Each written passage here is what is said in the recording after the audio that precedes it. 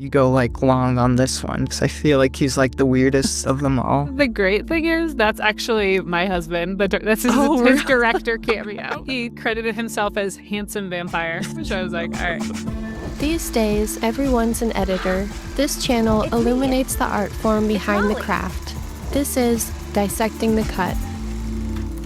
I'm excited to welcome two-time Emmy-winning editor Joanna Naugle to the channel. Joanna is known for her incredible work on The Bear, as well as Ramy, Big Mouth, and more. With a passion for storytelling and a keen editorial eye, she's one of the best in the industry. All right. Welcome, Joanna. Thank you for joining me today. Yeah, good to see you, Spencer. Thanks for having me to talk about Molli and Max in the future. Yeah. What's the story behind the project, and like how did you get involved? This was a job that's very close to my heart because this was the feature film directorial debut of my husband, Michael Litwack. He wrote the film also and did a lot of the visual effects along with the director of photography, Zach Stoltzfus. And Michael and I have been together since 2012, so, a really long time. And ever since we've been together, he's always talked about wanting to make his first feature and had lots of scripts that seemed like they were going to happen and had different momentum, and then something would inevitably happen where they wouldn't get funding, or there'd be a global pandemic, or there'd be, industry-wide strike that would slow things down. So during the pandemic, he was like, I want to just write something that I could make myself for really low budget using like my specific skill set. And he came up with this idea for basically When Harry Met Sally in space. Because during the pandemic, we needed comfort food. So we started rewatching rom-coms. And when we saw When Harry Met Sally, we were like, this is basically a perfect film. We want to, it would be so cool to do an homage to it or do, Michael's take on it. So it was such a unique project in that I got to read every draft of the script. I got to talk to the director at length about references. From being in a relationship for over a decade, I knew very clearly what his sense of humor was and what his favorite films were that I should emulate. So it was really cool to see it turn into this project that I think looks a lot bigger than the budget because of all the love and support that we got from our small but mighty crew. And as an editor, it's a project where I had so much more insight into the entire process, which made me, feel even more proud of the end product and the final version of the film. As soon as I start doubting myself, we start tanking.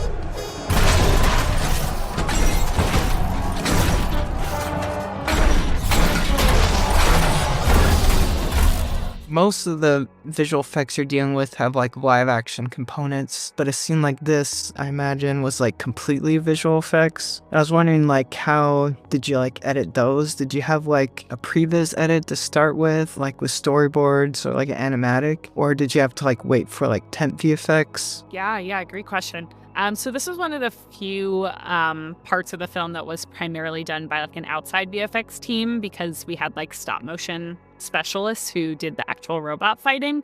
And then Michael and Zach went in and replaced the backgrounds. Like they just shot the stop motion on green screen and then replaced them with, the backgrounds. And yeah, the very first thing that Michael did for these sequences was he actually cut together like an animatic base with like a bunch of clips from different things. So I forget exactly all the different parts, but Scott Pilgrim is the one I remember the most prominently being featured. And you can even tell from the way that it gets like, so cartoony in the background with like, the blue and white lights. I think he was finding shots that matched like the motion of what he was going to be going for with the fights. And then as we were getting the clips to replace those, we would kind of place them in. And it started out with kind of like rougher, stop motion. Then it got refined until finally it was on green screen with the correct lighting. And that's when we replaced it with the backgrounds. So this section was basically like pre-edited, through previs for me. So we did maybe a little bit of trimming of a couple of different, like, I remember we like mirrored a shot because we're like, oh, this would be cool if like the action of the leg going down is like a different direction. We did a couple of like slight tightening, but overall this was cool to have something that was like very much thought of in advance, and then it was more about just like adjusting it slightly in order to get the timing perfect. Yeah, that makes sense. Like, I think completely VFX sequences like this are often like you need like previs of it to like really figure out what it is. Yeah. And Zach and Michael had a great sense of like, okay, how can we make this feel so epic when, you know, the actual models were super tiny, obviously. It was really fun also because we knew that these sections were going to be super montage driven. So it was going to be like super fast clips and, you know, what's the least amount of stop motion we need to show kind of the progression of Max becoming a really badass mecha fighter and starting, you know, really janky. And then gradually his robot gets, you know, more and more badass until he's, you know, very, very good at his job. In fact, like often like VFX material needs like even more sound work to like help sell the effects and like immerse the viewer. In fact, like this fight scene has like a lot of sound layers to it. Like you have like the crowd and the music in the background. As soon as I start doubting myself, And then there's like the robot sound effects. we start tanking. And then even like the fight sound effects. Did you do a lot of sound work in your edit? Yeah, I would say we did a fair amount of temp sound work to make sure we were just like selling also like the motions. I think that was also part of like making sure the stop motion was working by making sure we had the sound effects to support it. The sound designer and sound mixer on the film, Bob Barrett, was another friend of ours from NYU who's so talented and worked so fast on this film. It was amazing. I remember like, you know, this is the first time, it was Michael who directed a feature film, so it was the first time, you know, we'd worked together on something this long form, but I had cut shorts for him in the past, and he's always been a very like sound design driven director, even in the temp edit. And I remember even in the early days being like, oh, you know, like the sound designer's just going to find something better. Do we really have to like spend time finding the sound effect? He's like, well, I want to make sure it works. And he was totally right. Like that's something that I try to bring to all my projects now. And one of the things that really made me even appreciate how much sound design can go into storytelling is I got to work on the shows Big Mouth and Human Resources for Netflix. And I was the first editor on the project. So I was doing like the dialogue edit or the radio play. And that was basically telling a story only through sound and only using text on screen for like, you know, Andrew and Nick do this. So you had the performances from the actors, you had music, you had sound effects, but you really wanted the story to come through. So getting to work on that show really is something that I've tried to translate into all the projects I've done since, because it really made me think about, wow, why does this creak of this door, why is that funnier? Like, why is this a better button to the scene? Or like, you can just hear the sound effects of someone walking closer. You don't need to cut to see them enter. Like that can do a lot of the work for you. So anyway, I try to do a lot of that on The Bear and did a lot of that on Molli and Max too, of just like we're placing people in this world where they're not going to have a lot of touch points that are familiar to them, but hopefully the sound effects will give people the lay of the land and help them feel immersed in the world and buy into this like world that Michael has created. So we had a ton of stuff, especially for the mecha fighting scenes. What is your like typical process for editing sound into your cut? I guess, how do you start? Yeah, so I would usually say I do like a passive picture first and try to get the picture feeling pretty good. Or if I know for sure I have like important sound effects like a phone ringing or a punch or something like that, I'll do that as soon as possible. But once I'm feeling pretty good about like where the picture is, then I'm like, okay, let me start building up the ambiance. So, you know, in something like this, it would be like, okay, we already have like the hits in for the different punches. Now let's build in, you know, maybe some whooshes from like things falling. Let's build in the crowd sound effect. You know, what are the other things that we're possibly hearing? So I think making sure the picture is mostly refined, then doing hero sound effects, refining those, and then starting to add in the different ambience, and then putting in music after that. Next thing you know, sponsorships are lining up. Hi, I'm Max. I am 100% human. Are you sick of drinking things that are not glorp? Try glorp. Yeah. Aristotle's so funny. He had so many improvs, as you probably saw also in the bloopers. We included a couple of our favorites. Glorp is not toxic. Don't believe that guy who said that it was. And believe me, if we knew where he was, we would tell you, because we don't. And I don't know where he is either. And we really went back and forth about like how much time we wanted to spend here, because honestly, we could have just had a full minute of him just like, you know, saying all the things in Glorp. But we were like, this really is supposed to serve like two purposes. It's supposed to be funny and like this moment of comedic relief, but also show that he's like selling out, you know, and he's, you know, in the beginning, he's like, ugh, Glorp, that's so gross. And now he's like, oh, great, they're going to support my career. Of course. We really went back and forth about, we just need just enough to like get a quick laugh, but like keep things moving. And that's the thing you kind of have to weigh as an editor, is I feel like sometimes there's scenes that like the sole purpose of this is just to be funny. Let's lean into that. Let's make it like as goofy as possible. Let's add in all the improv, and then also find, the moments that's like, okay, let's inject some humor, but we're really just keeping the plot moving with a laugh along the way. And I think I really try to approach those scenes differently. And sometimes you don't know which type of scene it is until you get into the edit and you're like, actually, it is nice to take a breath here and have a laugh, or this is distracting us from the main story. We should just keep things moving quickly and just have kind of like a moment of levity and then move on. So for this, we really kind of went back and forth, and we're like, you know what? I think we can just have a couple of absurd mentions and just keep going. We mentioned Glorp enough throughout the story that this isn't going to be the only time we get to kind of build that into the universe of Molli and Max. Yeah, I love these fast-paced insert shots. Yeah. They have like really nice like sound effects with them as well. Hi, I'm Max. Are you sick of drinking things that are not Glorp? You were talking about how like, sound can like add to the comedy as well, like with Big Mouth, I think is what you're talking about.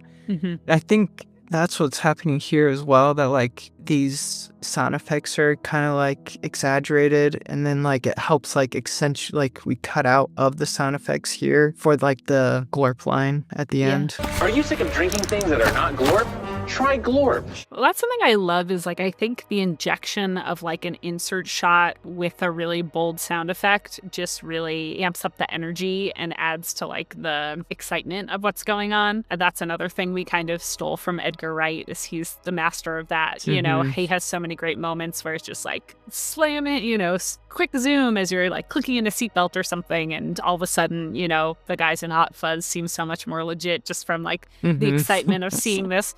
Even though we know they're kind of, bumbling doofuses. So I love that. And, that was something that Michael really went out of his way to be like, we need to prioritize these shots, and they're going to really add to the energy of like Max getting his act together and improving as a mecha fighter. And it just felt like, a way to like keep the pace going and make it feel exciting, make it feel fun. And I think if you're really close to use a shot where you're really close to something, it's great to have a really exaggerated sound effect and make sure those are mixed up and front and center. Whereas like, once we're in the medium here for the, the Glorp commercial, then the sound will sound a little more naturalistic. You're kind of at a human point of view, but I think it's great to be a little more stylized with the sound effects, maybe even adding like a whoosh, adding, something that you wouldn't actually hear in real life, but make it feel a little bit more cartoony, because the shot is also a little bit more, like I said, stylized or exaggerated. How do you approach editing like a comedy scene differently from other genres? That's a good question. I mean, at the end of the day, I feel like I approach them pretty similarly in terms of trying to get like the plot there first. And I think a lot of times comedic scenes can kind of start off as dramatic scenes and make sure we're hitting the emotional beats we wanted to. And then from there, you can be like, okay, where do we want to inject some humor, or, where do we want to make that land a little more? I'm lucky that a lot of the comedies that I've worked on I feel like the comedy comes a lot from just knowing the characters really well, and the fact that the way that they're acting is so on brand or so against, brand is what is so funny about them. That's something that like I really learned a lot on the show Ramy, which was like one of the first scripted series I got to edit, is, sometimes it's not like set up punchline. It's just like so ridiculous how Uncle Nassim is acting, or, Ramy's reaction to something is really exaggerated. So that's what's so funny. So I feel like I love finding like the little moments of like character that also add to like the comedy of a scene, as opposed to just being like, well, we need to make sure that like we're setting up this joke because it has this punchline. It's more just like making the scene feel like, oh, these are just like characters that I know and love, in the same way that like I'll laugh at my friend's dumb joke. I know these characters well enough that I also am attached to them and therefore understand their sense of humor, and I get that will elicit laughs from an audience just as much as something a little bit more written or a little bit more formulaic. Yeah, that makes sense. So like you focus more on like comedy through character? Is that what? I think so. Yeah, I think that would be a good way. You just said it in one sentence, whereas I rambled for 8 sentences. But yes, good editing, Spencer. That distills it. But yeah, it's so true. It's like that I think that elicits a lot of affection for characters and also just general humor too. And I become a passionaut. Mobius teaches us to channel our magic through power crystals. And the next thing you know, I'm a level 7 space witch. We engage in these epic battles across space and time. We're shooting lasers and the Conformsteins are firing lightning. And I learn how to divide myself from my feelings and allow my consciousness to flow through astral projections. I feel powerful. I feel confident. I feel like everything I do is dripping with meaning. Great job, Molly. I choose you to get drinks with me. Oh my gosh, I can like quote the whole film. Yeah, that was such a fun scene. I remember we showed some of like our friends like early cuts of the film to get feedback, and I showed it to one of my friends, Ariel, who's like a longtime collaborator of mine, one of my closest friends, and she was like, "It's so funny that Zasha's saying pew pew pew when she's doing this." You engage in these. You have to leave that in. So we tried to leave it like low in there of like a little bit of like homage to like, yes, this is very scrappy indie filmmaking, and also she also believes that she is also adds to her space witch vibe, I think. And yeah, I think another thing just in like the casting process is Michael really tried to find people who were comedians or had a comedic background, and there was so much great kind of like improv on set too. And I think it's tough as an editor to figure out what the balance is between wanting to include the improv when it makes sense, and then also not wanting it to feel too much like a distraction in a way that takes away from the story. So just finding like the little moments of the best and having to be kind of ruthless. And there were a couple of moments where Michael was like, "Oh, we had this improv on set. It was so funny." And then I watched the dailies and I was like, "Oh my God, he's right. It's hilarious." Or I'd have to be like, I don't know. I don't think it actually fits. And I think the energy is actually different than what we're going for. So it's great because improv can add these like gems to something that you weren't expecting and really make a scene really sing. And sometimes you kind of have to be the first, barrier of defense as an editor and be like, I understand why this is really goofy that this happened in person and you guys it was such a surprise and delight, but like it's not coming through in the edit, or I'm thinking about these other things and why it might not work. And it's hard to know for sure, but I think it's your job as the editor to at least have the discussion, and sometimes to make a director have to like defend their choice, and you're like, oh yeah, I'm convinced this does work really well. And sometimes it's like, yeah, I think we've both kind of talked ourselves out of it and save it for the blooper reel, or just save it for the outtakes. Are we in a cult? Yeah, definitely. Yeah, love that line. Oh my gosh. Are we in a cult? So earnestly. Like, yeah, are we in a cult? Like, yeah. Of course. There's a documentary about us. Right. No, I saw that. I just thought, I don't know. It didn't seem that bad, though. The testimonials were pretty creepy. Okay. That was an improv too. That was great. That was like they kind of like came up on set, and it's so fun to like hear the footage and hear Michael being like, "Ooh," like throwing out something, and then they riff on it. So yeah, Arturo and Sasha were really funny in that scene. Hi, my name is Max. I'm Phaedra. Hi, I'm Molly. Hi, I'm Leonidas.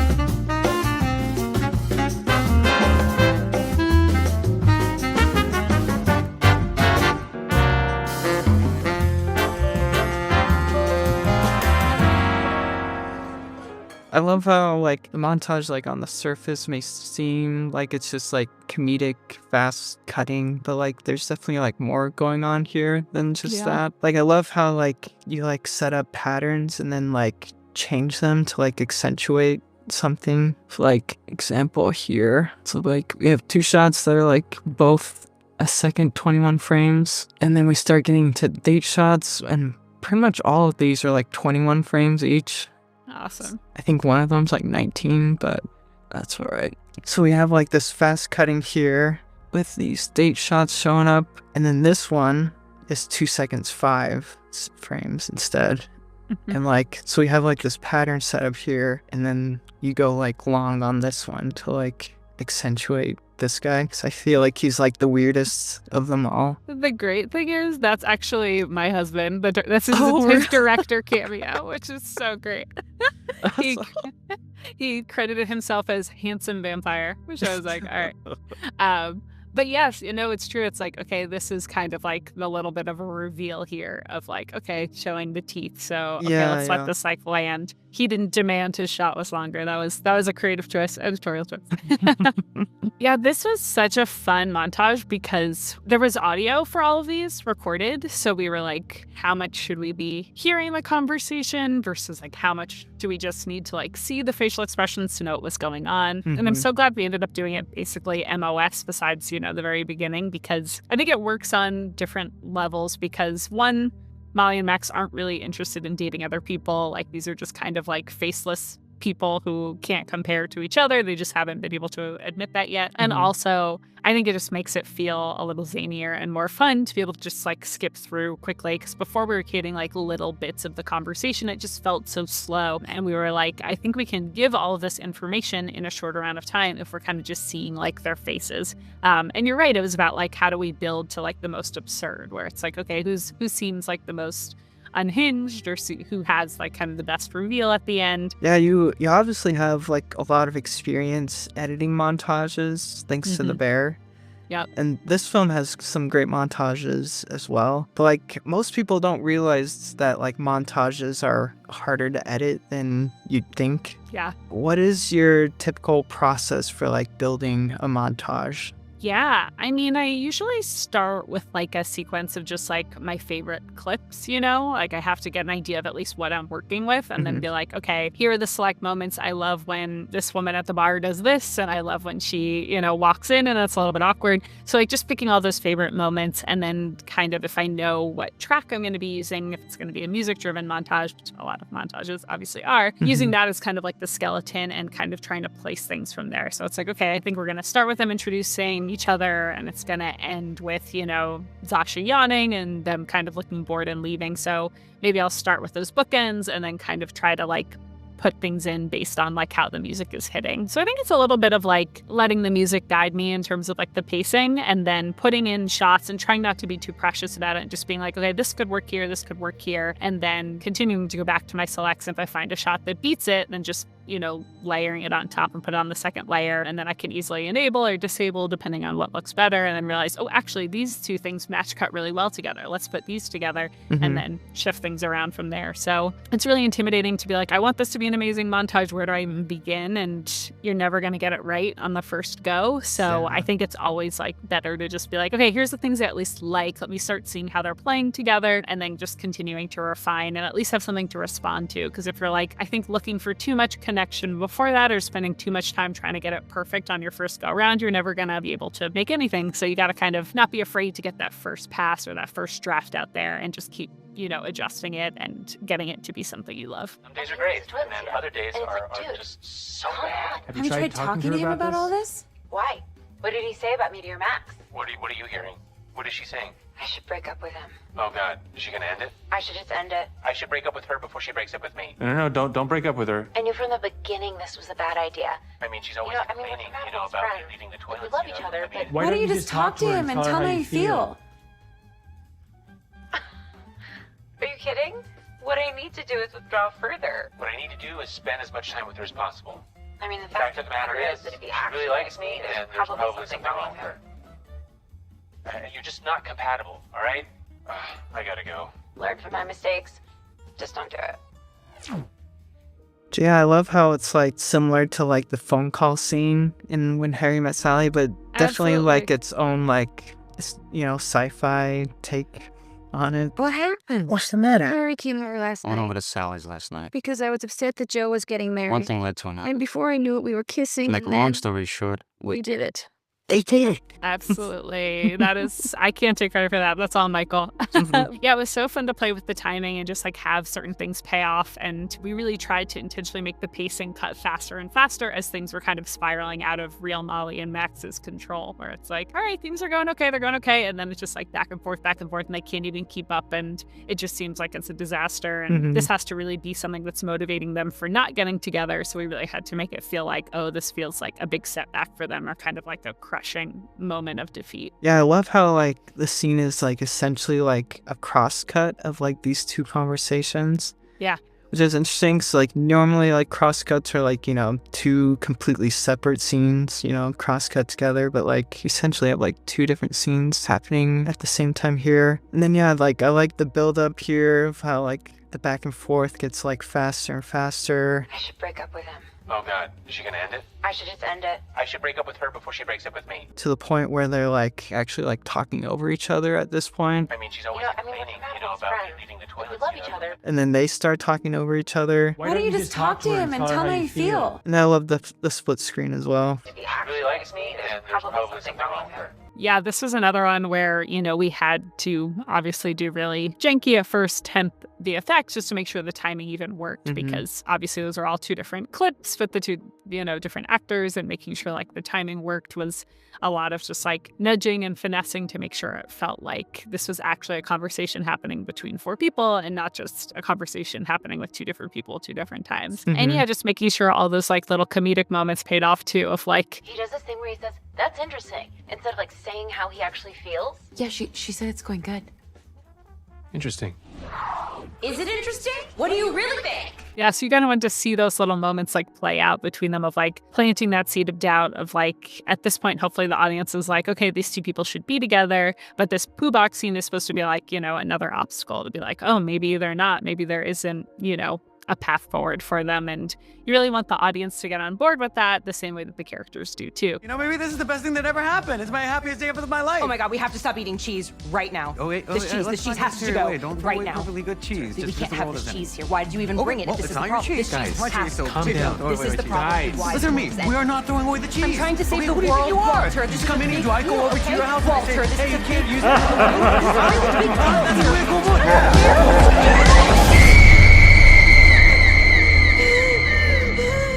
Yeah, I remember we like really were trying to amp this up to make it feel like, you know, what would cause Molly to start like spiraling out of control. And we added a lot of those like digital zooms and posts just to make it feel like the world was closing in and things were getting more and more claustrophobic. And then what are the different things that would be flashing through her head, and seeing, you know, Turbo Schmuck and seeing all these like quick flashes to the things that would be, you know.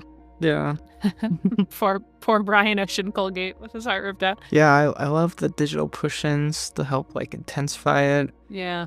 And then I like the build and like, you know, the cutting slowly, like it's faster and faster. It's like we have like a second 14 frames here. And then we go up here to like 13 frames each, about the 6 frames each here for the climax. And we really didn't have that much footage of Zasha. Like it was really kind of just this one take. So like that was also kind of a question of like how we can stretch this footage. Like we keep coming back to that clip of her with that like push in. So it's like, okay, we keep cutting back and she's maybe like distracted by these two people bickering, but then yeah, you kind of get the things that are flashing through her head super quickly, just 6 frames. I think that really helps us be like get into her point of view and her frame of mind. I also like the digital push out here. Yeah. Just helps like the explosion feel like...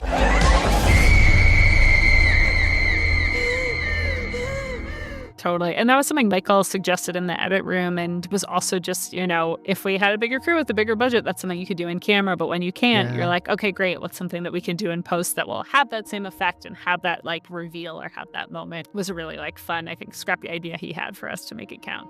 Often when you like build to a climax in your cuts, you're very like precise, and like the shots are like, you know, the same length. Is that like intentional? Like, are you like counting frames, or is it kind of just happen? I wonder if subconsciously I am. Like I know when I'm cutting to the music very much, I'm like, okay, every beat comes in 14 frames, so like that's when we're going to be cutting. For this, it wasn't as much music driven, so I wonder. I'm like thinking back to myself in 2022, what was I doing with a counting frame?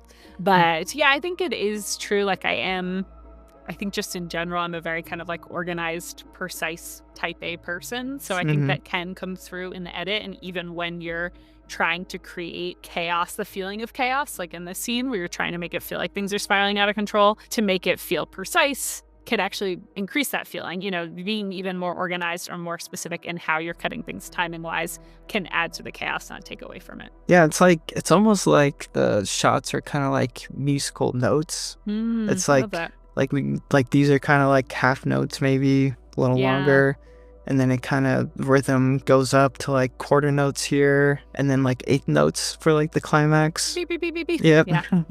Do you think there's like a musicality to editing? Oh, yeah, absolutely. I think for sure. And it's really fun to play with that and play with expectations of moments where you want to just get lulled by the edit and then finding a moment to snap you out of it, or vice versa, having something that's really, really fast and then breaking it with a really long shot. I mean, that's exactly what we do here. It's like we build to this fast cutting. And then this is probably one of our longest shots in the movie of Max calming Molly down, where, it pans over and he's telling her to breathe and they do the handshake. Like, that's something that we try to just let play out in one take. And I think it's a great moment to just have that release. So yeah, like I think editing is like more similar to music than like people realize. Yeah. Like film, it's like easy to like compare it to like other like visual arts, and like it definitely draws from, so many art forms, but like people don't realize that like music is like a huge part as well. Totally. Unlike other art forms, like film has like, like a set duration and like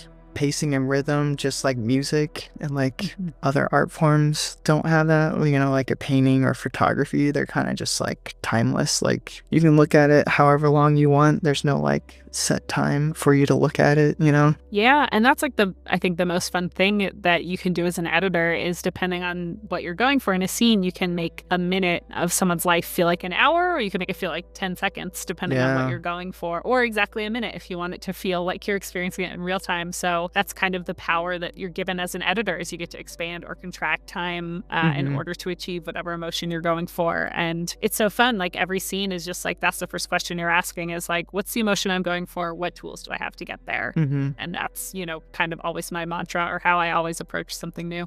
Well, that's all my questions. Awesome. Thanks so much for meeting with me today. Yeah, and you can check out Molli and Max is streaming. You can like rent it or buy it like anywhere that you rent movies. It's also streaming on Amazon Prime right now. So check it out. It's a really fun movie and we're really proud of it. So thank you for highlighting it and highlighting the work of an editor. Thanks. Awesome. Thanks, Spencer.